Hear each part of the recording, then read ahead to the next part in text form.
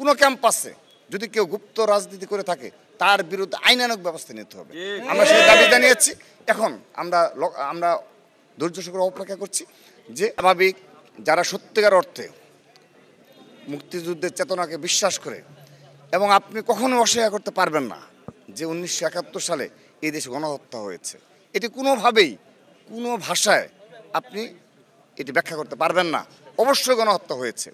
সেহেতু এই গণহত্যার সাথে যারা সম্পৃক্ত এবং যারা এখনও এটা বিশ্বাস করে, বিলিভ করে যে না 1971 সালে এরকম কোনো ঘটনা ঘটেনি, এবং সে সময়ের যারা রাজাকার, চিহ্নিত রাজাকার, এবং যারা সরাসরি আমাদের মা বোনদের সম্ভ্রমহানি এবং হত্যাকাণ্ডের সাথে সরাসরি জড়িত ছিল, তাদেরকে ধারণ করে যারা রাজনীতি করে, স্বাভাবিকভাবেই নৈতিক দায়িত্ব ছাত্র সমাজের যে তার বিরুদ্ধে অবস্থান নেয়। তো বাম সংগঠনগুলো অবশ্যই তাদের সেই নৈতিক জায়গা থেকে তারা বয়কট করেছে।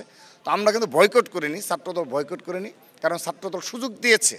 আমরা শুরু থেকে শেষ পর্যন্ত আমাদের মাননীয় ভিসি স্যার সহ, প্রক্টর স্যার সহ অপর প্রভোস্ট স্যার সবাই উপস্থিত ছিল। তাদের উপস্থিতিতে আমরা যুক্তিসঙ্গতভাবে এবং খুবই সম্মানের সহিত আমরা আমাদের প্রস্তাবগুলো পেশ করেছি। এখন তাদের বিবেচনা করার বিষয় যে এই পরিস্থিতি তারা বজায় রাখবে কিনা।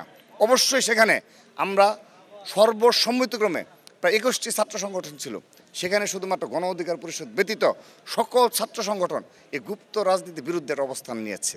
সেহেতু আমরা এখন ঢাকা বিশ্ববিদ্যালয়ের প্রশাসনের তাকিয়ে আছি যে তারা এটি নিষিদ্ধ করবে এবং আইনানুগ ব্যবস্থা নিতে হবে। পরবর্তীতে কোনো ক্যাম্পাসে যদি কেউ গুপ্ত রাজনীতি করে থাকে তার বিরুদ্ধে আইনানুগ ব্যবস্থা নিতে হবে। আমরা সেই দাবি জানিয়েছি।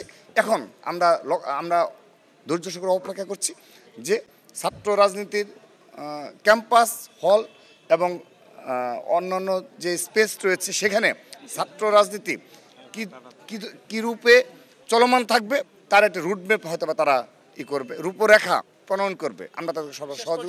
আমরা তাদেরকে সহযোগিতা করার জন্য সর্বাত্মকভাবে প্রস্তুত রয়েছি। কিন্তু সকল ছাত্র সংগঠন মিলে যে মবতন্ত্র কায়েমের জন্য যে গোপন রাজনীতি চালু রেখেছে তাকে আইনগতভাবে নিষিদ্ধ করতে হবে, এবং পরবর্তীতে কেউ যদি এ ধরনের গোপন রাজনীতি তৎপরতা অব্যাহত রাখে তার বিরুদ্ধে আইনানুগ ব্যবস্থা নিতে হবে।